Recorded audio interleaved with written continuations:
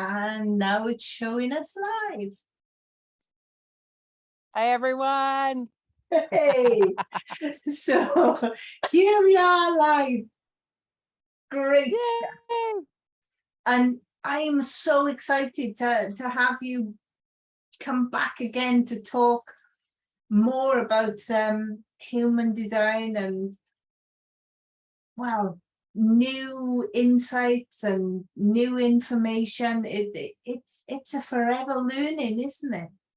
It is, absolutely. And as I continue in my own experience and also with working with others and their experiences, yeah, it's just amazing some of the things that come up that isn't just generally known and taught in regular human design. Yeah, I know that you cover such a lot of depth with what you do, and like you say, a lot of it's not talked about generally in a lot of the human design teaching. So why do you think that is? Well, I think there are several reasons. The system itself, the way it is now, is so vast. But when it first came to be, it really was a very simplified system. And the main gist of human design is really getting us to work with our own energy and following our own inner authority, basically, instead of doing things based on what other people want or society tells us that we should outside authority.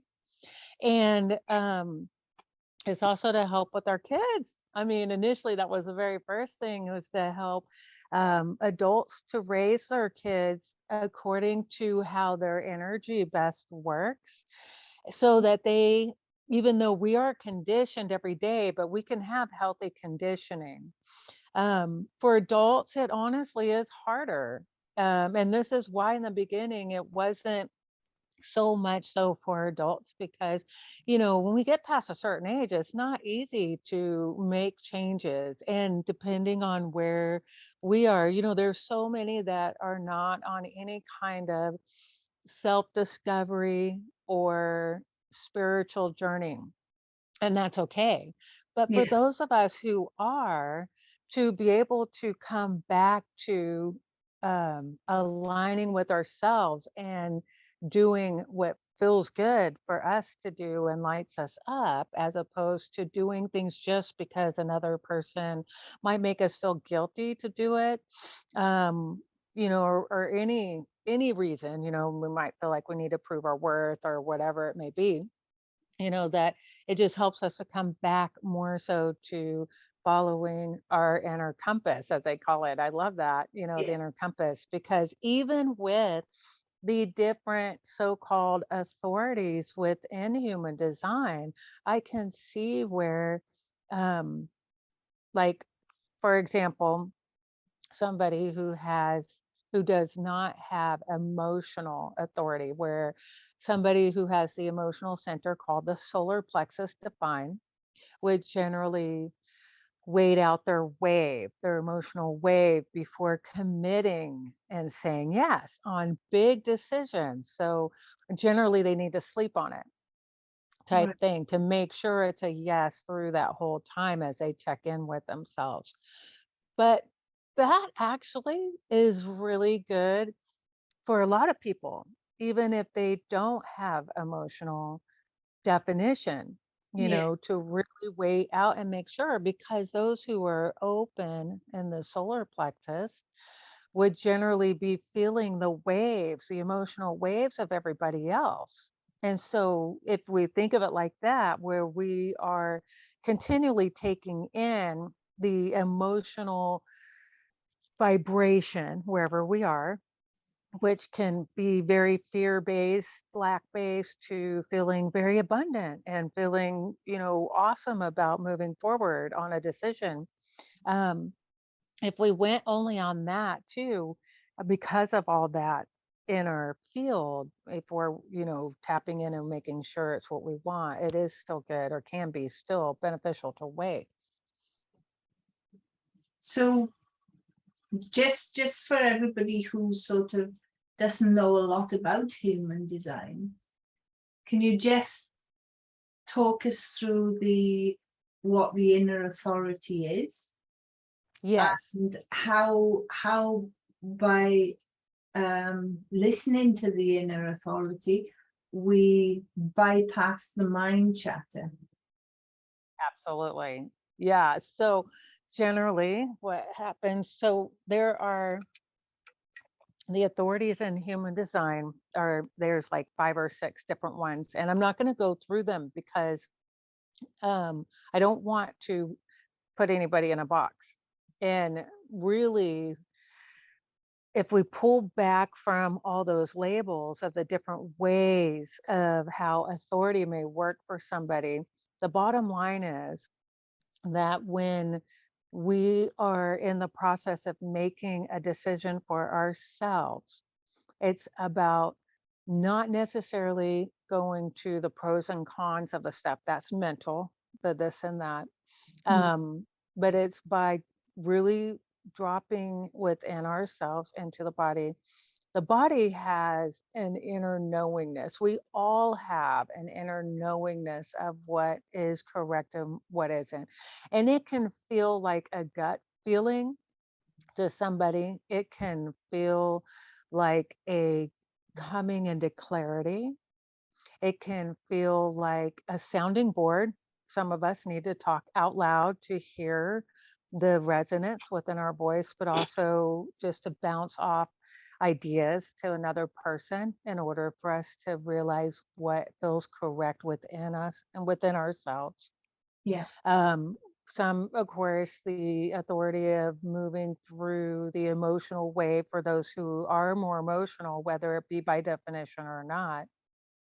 For some, it's more of a spontaneous type, like yep, that's it, or yeah, and it can come through on the spontaneity side as like goosebumps or a visceral type feeling that we feel that this is correct for us. Yeah. And others, they hear it, they may smell it, they may taste it, they may hear it, they may sense it in some way that is consistent in when it's a yes for them and when it's a no. Some people will actually have a yummy taste when it's a yes and a kind of yucky taste when it's a no. And it's just amazing seeing or learning some of those things which are not necessarily taught in human design. No, For some it's visual, and then there are some that have absolutely no visual, so because we all function on different levels. that's pretty amazing, really, isn't it? I mean, it's a real in tune with the whole body. And do you think it can easily get the let's chase what I'm supposed to be? Yes, the sidetrack. So that's the initial, and I'm so glad that you said that because that was the other part I wanted to finish with. But um so what happens 9 times out of 10, especially when we're first coming into this, or if we are learning it for the first time for ourselves because we've been so used to listening to outside authority, is that initial, whatever it is, that knowing of it's a yes or a no, then what happens is the mind chimes in and it goes, yeah, well, maybe we should instead do this. Or I don't know, last time, because, the mind will bring up the past experience. Mm, But where we were in that past experience may not be where we are now. Most likely is not. I mean, yeah. hopefully.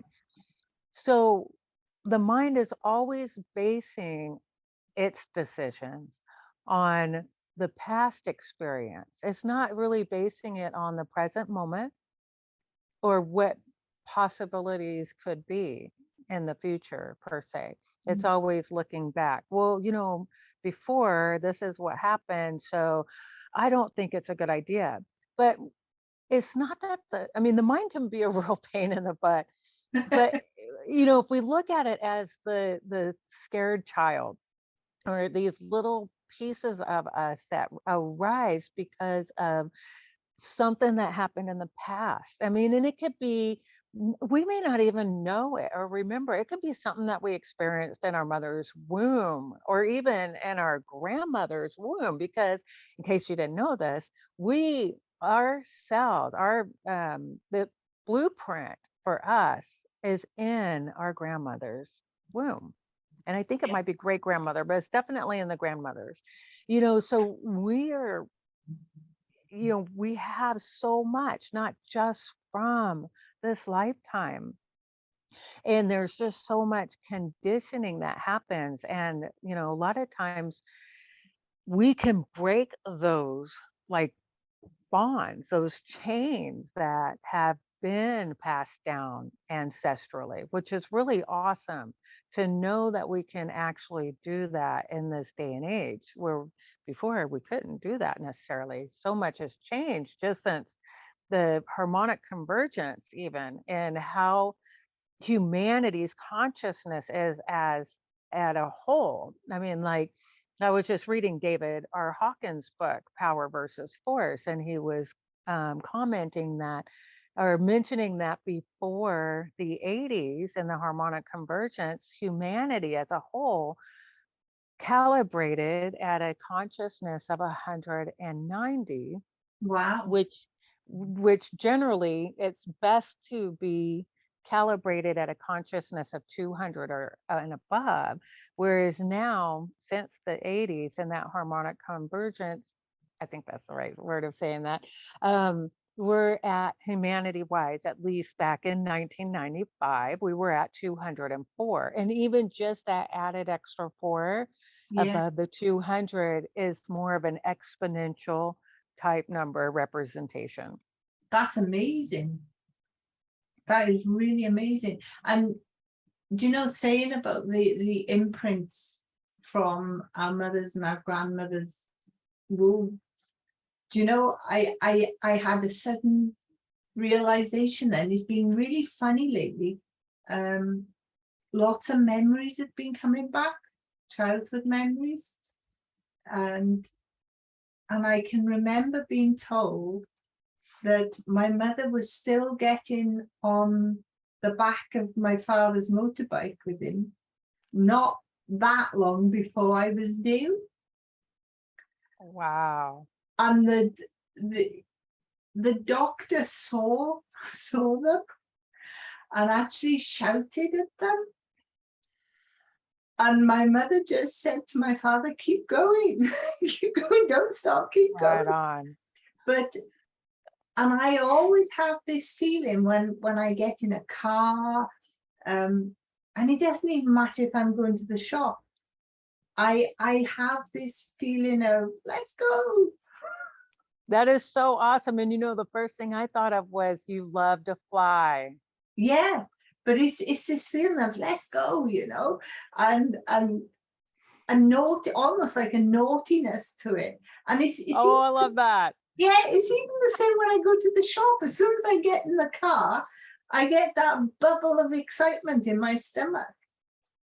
And I've often thought, why am I excited about going to the shop? I'm just going for food. But That I is bet amazing. that's part of it, that Oh, yeah. just before I was born, I remember that feeling of we're off, and my mother laughing and enjoying it. And my That is father laughing amazing. as well. No, that's some really good conditioning right there. Yeah. Because that's fun conditioning. I love it. Yeah. It is fun, isn't it? And I only just realized that, that's the reason why I get that feeling whenever I'm going anywhere. That's so beautiful. That is so beautiful.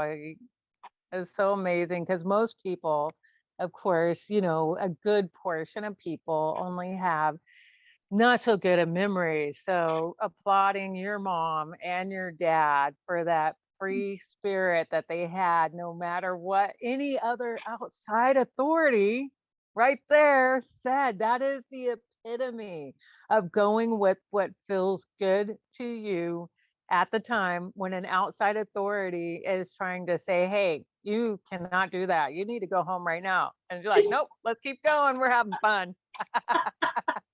It really was. Uh, and it's amazing, these memories are coming back. It's really quite a strange time for me right now, to be honest, with navigating them all. But I'm really joyous to be able to put that into where it's come from. Oh, I know another place too. And it's so funny because when you first were talking about it, I kept thinking of the current astrological transit of Uranus moving through Taurus right now, because um, Uranus is where long-term memory is held in the astrology chart, yes. And Taurus, Taurus is our values, it's our resources, it's the second sign in the zodiac. So it's still very personal. That's like the baby just being born from Aries, like, out of Pisces, okay, like as if the Pisces were the womb. Aries is the baby coming out into a bright, fully unknown world, every new experience to discover. And then Taurus is where like that mom and baby are bonding. And the baby gains so much resources from that and learns value through that because it values the closeness of the mom. It values that resource of love it's receiving, type thing. And so it ends up becoming like an essential need for us. That's part of the essential needs in astrology that we look at through the archetypes of Right. Taurus, second house, and Venus. So it's kind of cool because you're experiencing that memory and it's of value to you and you're experiencing it today as every time you get in a vehicle. And I Yeah. don't know if you experience it when you're flying or not, but Oh I could yeah. only imagine, yeah, Yeah. because you were suspended in your mother's womb. So it probably felt kind of like a flying through something. Yeah. Yeah. Yeah. It's literally for any form of transportation. Whether it's a bike, a plane, a train, a car, it's anything that's moving. It's like, let's go. Right. That's awesome. I love it. That was so cool, and that came together at that time. The you talking about that, and it was like, Yes, because it brings something new and fresh too to the conversation, which is cool. And somebody who may be watching this at any time may need to hear that. that's absolutely true. And a question I've got, I've been thinking about this today, and it's sort of I thought Denise will know. Awesome. So we've got 9 centers and 7 chakras, right? Mhm. And the centers are linked to the chakras. So how does that work with 9 into 7? Okay. So the way the chakras work, of course, is and I'm going to combine it with the center. So we have the crown chakra is the head center in human design. And would you like for me to go ahead and share about each center as I'm going through these, or Whatever you feel we'll is, talk about the chakra part first? We'll keep them separated. That way, if somebody just wants to hear this part, that'll be it. You know what I mean, right? So the crown chakra in the 7 chakras is the head center in human design. The Ajna chakra is also called Ajna center in human design. The throat chakra is the throat center.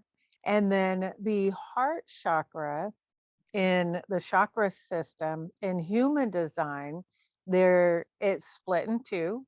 So it represents both the G, or what is also called the identity center, and it also has the will center, which is also called the ego or heart center. And that forms, of course, one of the extra centers. And then there is um, the solar plexus center. I'm sorry, the solar plexus chakra is represents in human design the solar plexus center and the spleen center. And now this is how I see it because how I have felt it. And I'm not sure, I couldn't say for sure that everybody else in human design sees it this way, but I do believe this is how it was shown anyways before. So the spleen center is, so when I look at the spleen and the solar plexus together, so like the spleen side would have more of maybe an anxiousness, whereas the solar plexus would have maybe more of a nervousness. But generally, when we are feeling any kind of anxiety or nervousness, they're really close together. I mean, they're like right in that solar plexus area. Excuse me. And then so those are the other two that were split. Then we have the sacral uh, chakra, which is also called the sacral center in human design, and the root center, which is, or the root chakra, which is also called, of course, the root center in human design. So that's how they connect. The extra two is from the heart and the solar plexus centers.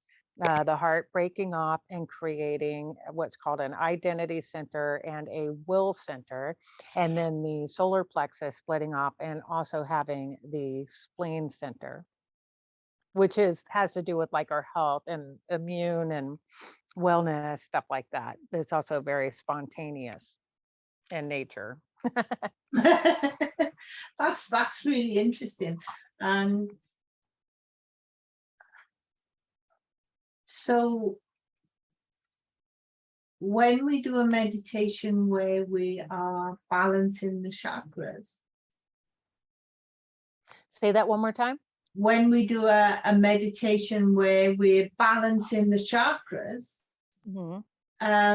is that bringing the balance into our centers in human design, or is it seen differently? It would absolutely still bring the balance, meditation on that could also still do that through with the centers through human design, because we definitely have the chakra system, and I know that there are when in my experience, of course, I'm aware of the seven chakras, of course, the original. And then, of course, I learned about the nine chakras. Excuse me, it's not really nine chakras, it's nine centers. And what it was like for human design, it's a move from the Saturnian seven chakra system basically to a more Uranian nine centered. So, like an expansion. And then recently, I've also come across where about eight chakras. So, and that's something I'm exploring in the midst of exploring right now and may share about at a later time. But the main thing with the centers in human design is knowing what your definition is in human design and working with that, like that's your consistent energy, for example. And what's open in those centers would be like where we're going to school and where we gain wisdom. And through that wisdom, we're able to share that with others and, help them. Now, the definition, though, my definition, for example, can be supportive, to others who do not have my definition, and helping them to like come into more of a sense of beingness, and also, following their own convictions, and listening to their inner knowing, their intuition, and that kind of thing. So like I kind of, in a sense, offer a shift in being, is what I like to call it, because when people experience time with me, however that looks, um, I offer such a different perspective Yeah. than when people work with traditional astrologers or human design people, because I see things differently. And part of that has to do with my human design. I've gone from a very narrow perspective to a broad, majorly broad, wide, huge perspective, and being able to see and work with others from their perspective and conditioning. I like to help people to see the potentials that are within them, Yeah. so that if they desire to move towards that, they can. That's amazing. And I love the fact that you have this broad openness to everything, and not oh, it can't be that, but let's explore that, let's open that. And I think that really allows for new things to come in, because for me, when anything is discovered, or whether it's a philosophy or whatever, if we're still doing it the same way 20, 30, 40 years later, it's not expanded in any way. I agree. And I never think something is meant to land and stay this big. I think it lands this big, and then it's meant to expand. And some things are even meant to be left behind. They're no longer relevant, Yes. because it's like our life, isn't it? What, if we were the same now as when we were 5 years old, we would not have grown. So I think it's the same for everything, that the gene keys, Oh, yeah. for everything, that Any kind of system, any kind of yeah, system. they've got to grow and expand, haven't they?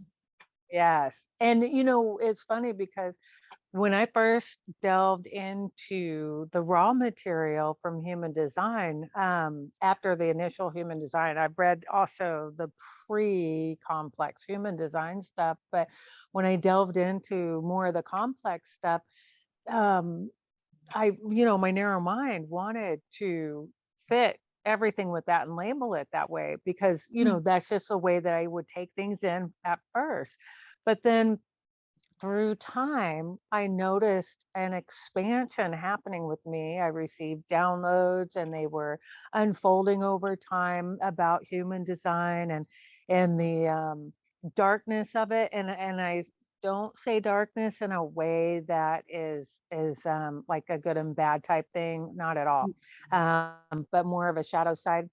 Um, I didn't expect that, and then later I found out why I got to see all that. And that was because human design is actually, just as it is, the natural human design system, which is based on the mechanics of the Maya, is a a genetic deterministic system.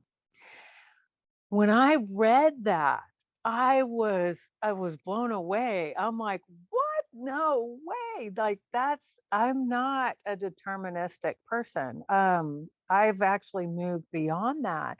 So it was really kind of cool to come across that, and realize that and also for it to help understand a lot of the stuff that I was shown and why. Because honestly, I didn't intend to like create new stuff or expand on the human design system. Mm. It I didn't expect to be here what I'm doing now, because if I were, I would have done that with astrology already.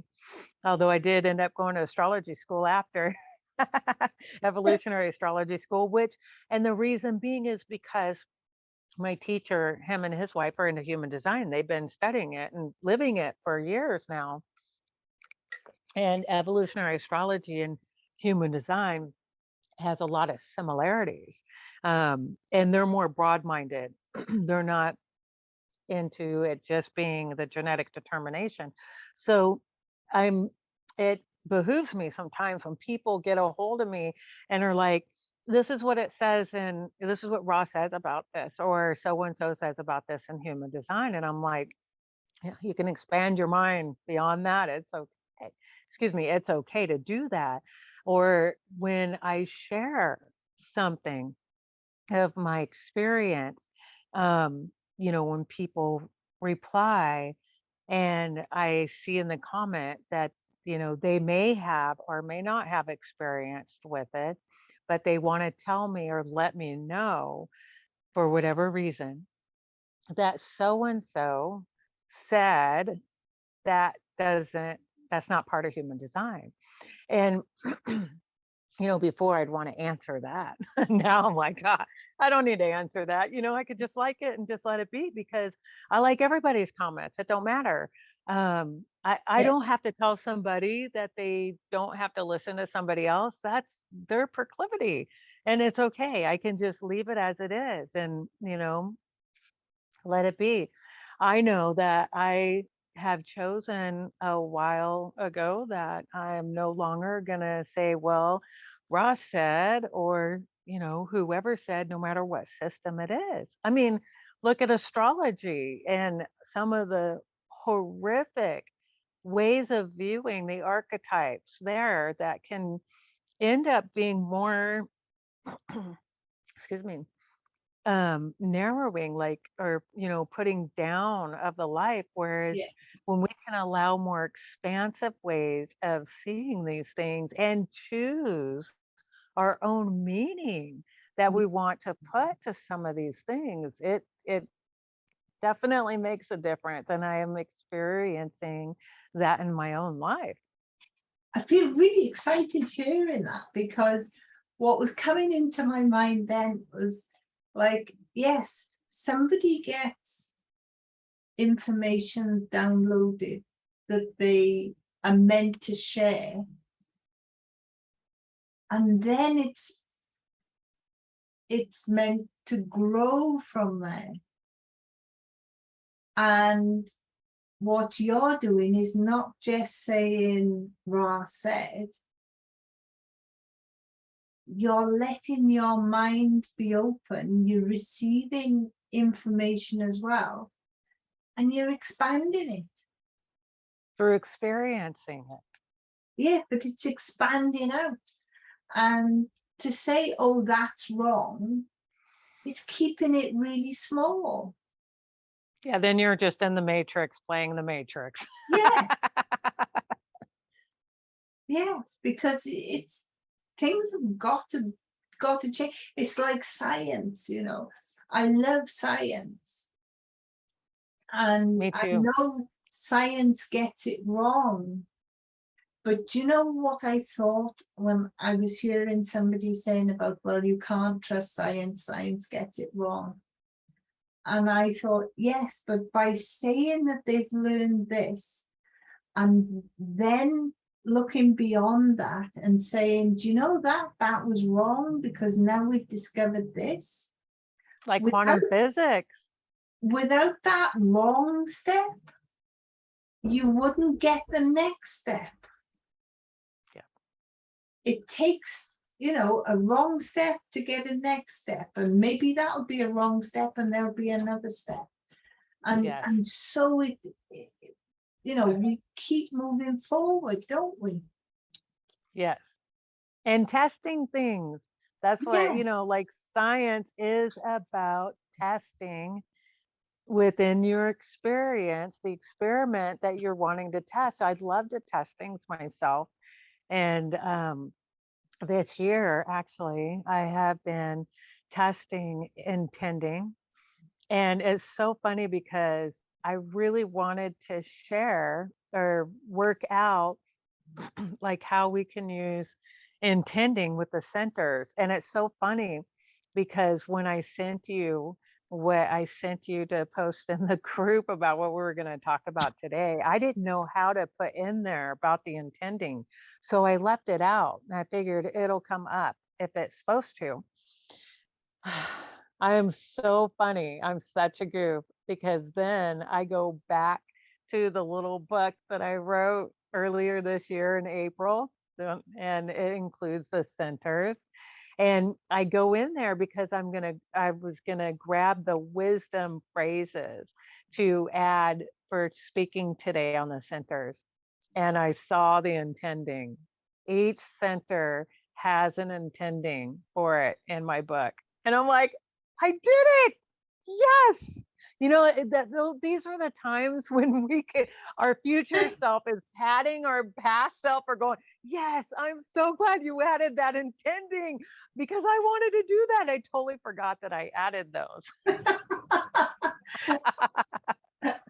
and that's such a great book you wrote. Thank you. I'm doing some edits on it. I found a couple of things that I needed to edit, not too much because I am my own editor. I can't help it. But it's so funny. Yeah, just kind of revisiting that and everything. I'm like, wow, this is really cool. I actually wrote this. It's so pretty. I love your future self is patting you on the back. Yes, absolutely. And even now, because I'm stepping into some really cool stuff, working with a business coach, and I LLC'd Intuitive Human Design on this last Monday. So what was Um, that? okay, so here in America, when we register a business, we can register it as a limited liability company. Right. And what that does is it helps so that we can filter the money and have that company pay us instead of having to pay all of the money that comes into the business as I self-employment tax. Yeah, I know what that is. Here they just call it a limited company. Oh, It's okay. it's just LTD. So I wondered Oh, what LCC was. that's what LTD is. Thank you. I always wondered what LTD was. Yeah, it's a limited company. It's exactly the same where the company gets paid and then you pay away. Yes. Yeah. And so this was a really huge step for me because I had been so resistant to doing any of this. And within a week, I hired a business coach to work with out of the blue and then LLC'd my company. I went ahead and did forming. That's what it is, the formation of my company before I was waiting until I had the customers because there was no sense in having a business if I didn't have customers.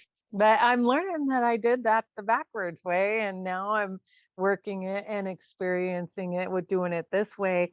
And through that, because for those who don't know, I am a third line. And I know, Jill, you're a 1-3, right? No, Okay. No, no, what are no, you again?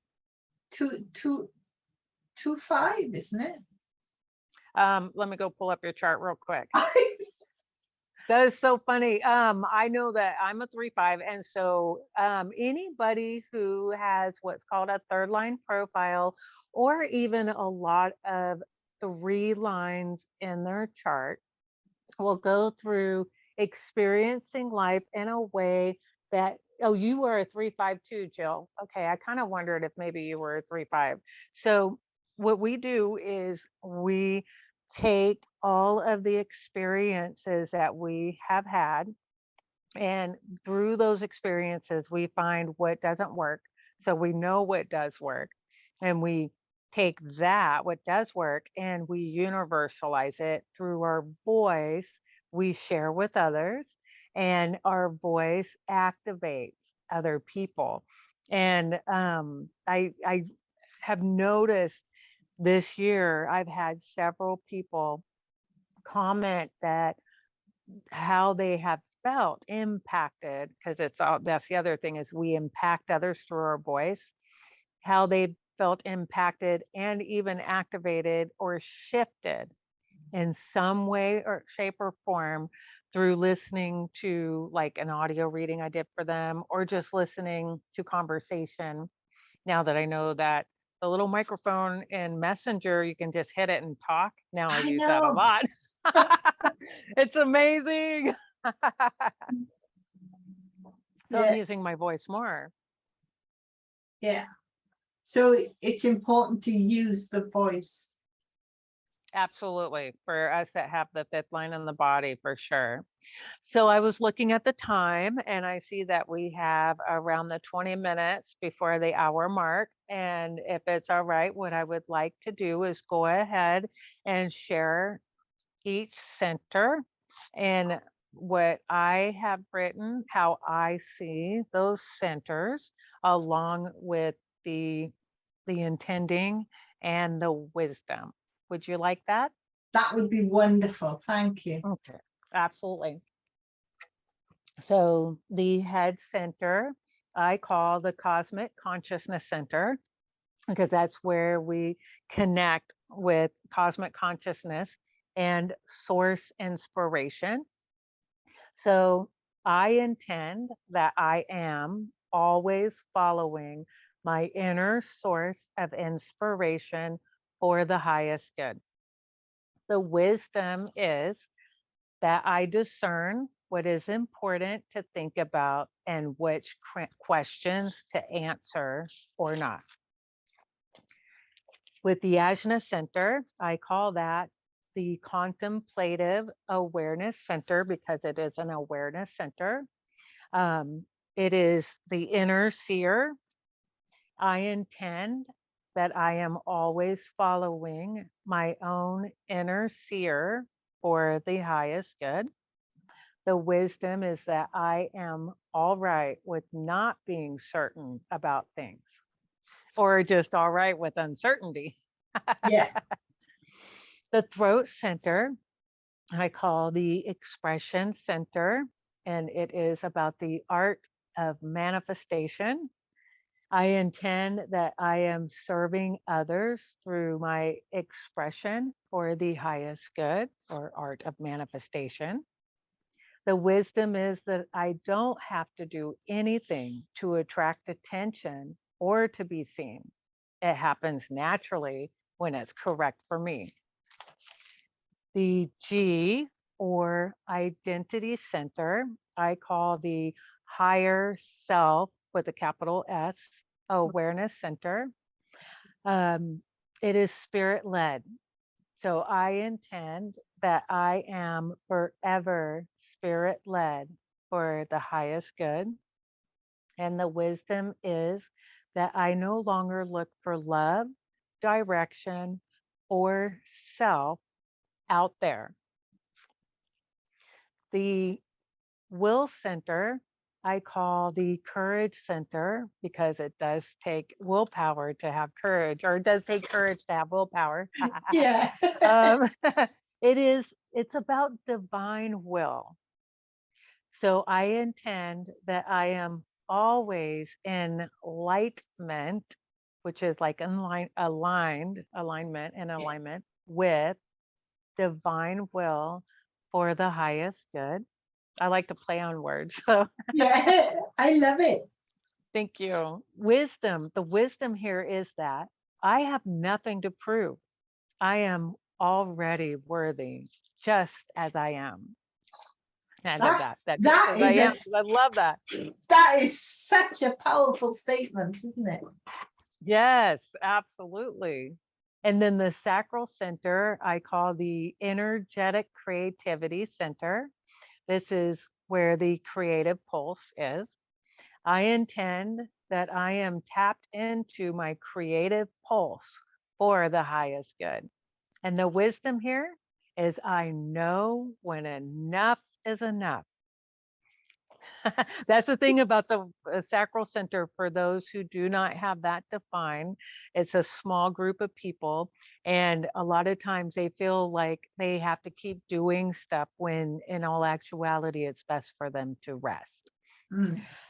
So the spleen center I call the intuitive awareness center. It is secure spontaneity. I intend that I am always secure in my spontaneity for the highest good. The wisdom here is I know what is healthy for me and what is not, and I let it go. I'm gonna have to add that because I added that and I'm gonna let it go because that is important to know too, that Yeah. it's not just about knowing what's healthy for ourselves, but knowing what to let go of.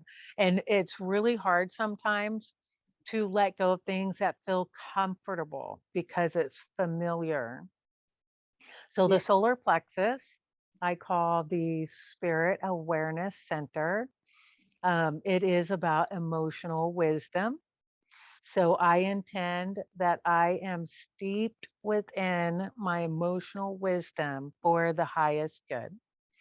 And the wisdom here, excuse me, is I can experience the whole spectrum of emotions and Yeah. survive.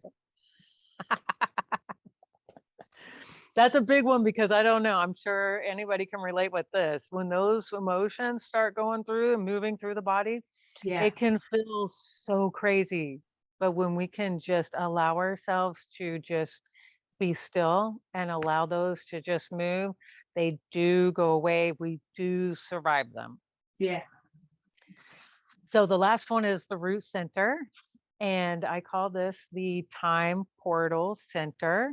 It is divining time. I intend that I am patiently divining time in my endeavors for the highest good.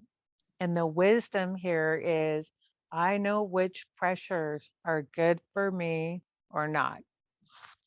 So with the root and that head center, excuse Yeah. me, they're both pressure centers. And so what happens a lot of times is we feel the pressure to answer other people's questions, even if we don't know.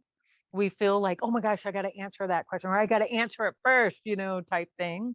Yeah. And then that pressure from the root center is a pressure to hurry up and get things done so that you're free, you to become free of it. And how that can also work, like if you're in line at a store and you feel pressure, like somebody comes in behind you, you're fine, and then somebody comes in behind you and all of a sudden you feel pressure, like you got to hurry up type thing.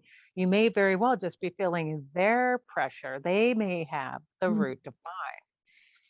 So yeah, definitely, can be really hard. Or the pressure from the head can also be a pressure to look at everything out there that's inspiring you. And it's about really knowing and discerning what questions or what questions to answer, of course, but also what things to look at that inspire you. Sometimes it's really more beneficial to allow yourself to just look at one thing at a time when the mind is filled with too much at once. Just allow and know that if there's something that you're afraid that you might lose for whatever reason, an inspiration or anything like that, would always tell my mind is, you know what? If it's for me, it will come back. I don't need to worry about it or try to figure out exactly what it was because I'll get thoughts. I get inspirations all the time and they they leave just as quick. And so if something had come up that I wanted to or thought that maybe I would want to write down or take note of, but then it leaves really quick, I trust myself enough and my higher self enough to know that if it's important, Comes back. when I need that, it will. Yeah, exactly. It will come back at the time that I need it. Yeah. And that's really important to know, isn't it? It is because the mind goes, oh my God, We're never going to remember that. What are we going to do? And for somebody in human design that has a fully open mind, that would drive them nuts. Where somebody who does not, it wouldn't, because, it just is a different way that the information comes into a person. So for somebody who has more of an open mind and brain, they're taking in information all the time, but they may not be able to recall it just on point. But if somebody is asking them about that subject, that's when it'll come out naturally. And it's generally for the other person, anyways. So anybody who experiences or has experienced that type of energy, 9 times out of 10, you have that in your chart, and you can relax into that and know that, yeah, I have had that experience where I couldn't recall something I learned, but when somebody asked me questions about it and it was important for them to know, they were able to draw that out of me. Yeah. And that's natural. So, yeah. That's a really important thing to know, isn't it? It Because is. we can panic about forgetting things, Yes. Absolutely. but knowing that if it's important, when somebody asks questions, it will naturally come out. Right. Because it's for them, because a lot of the information that people who have that openness, they're not taking in the information necessarily for them. A lot of that information is for other people that they'll be coming in contact with, that are able then to pull out the information that they need at that time to hear. Yeah. It's, whenever especially when I'm out, if I get like a feeling or an emotion go through, I'll often ask the question, is this mine? Yes, that's really awesome question to ask. And when it's not mine, it's like, okay, and I can let that go. Yeah, we can treat them as children, because of the way that I look at it, because I do Ho'oponopono, is that anything that arises in my awareness, I know that it's part of me. Well, and plus because I know all is one. I am everything. And so I know that anything that arises is within my energy somehow, because there's no separation. And Yeah. so I can take that and I can say, I see you. I accept you as you are. I love you. And now you can be transmuted back. No, but you can do it any way you want. It doesn't matter, but you know, it is like what you're saying, the releasing, it's the same as, transmuting energy, and Yeah. you being a projector. Or anybody who is a projector or very open, we always have that opportunity to transmute any energy anywhere at any time. Mm.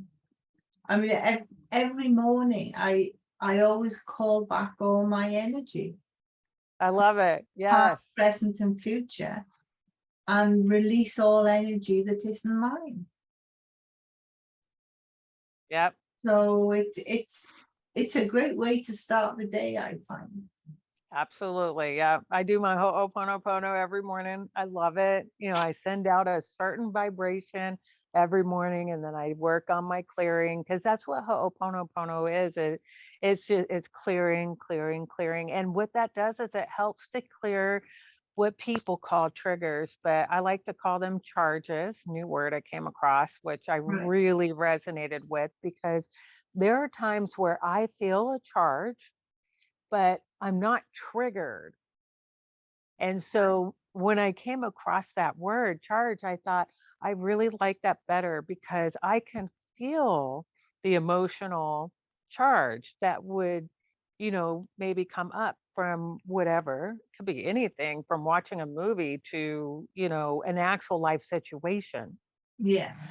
It doesn't mean that you're triggered per se. The triggering part would be if you're reacting to it. And even at that, if you react at first, who cares? That's just part of, and then we can bring back to the awareness. Oh, yeah, I can respond to this I can love this. I can ho'oponopono it. I can, whatever it is that works for you. I mean, it could be as simple, thank you for showing me this. I release it. Or just thank you. Yeah. I'm blessed. It's awesome. We don't need to make things confusing. Just make it simple. No. Yeah. Keep it simple. I mean, Yeah. I think keeping things simple, straightforward, and easy. yes, the ease and grace, yes, is like my thing for sure. And that was one of the things that I was gonna also mention about the ease and grace of not necessarily having outside influence make your decisions for you. So just real quick and wrapping up, um, it's not easy at first, of course. And it takes some finessing to be graceful in saying no and saying yes to yourself. And a lot of times, I mean, I've noticed I've had to fine tune this and fine tune this. And, the more that I allow myself to say, that's cool, but it's not for me. Or thank you so much for sending me this, but honestly, I don't need that.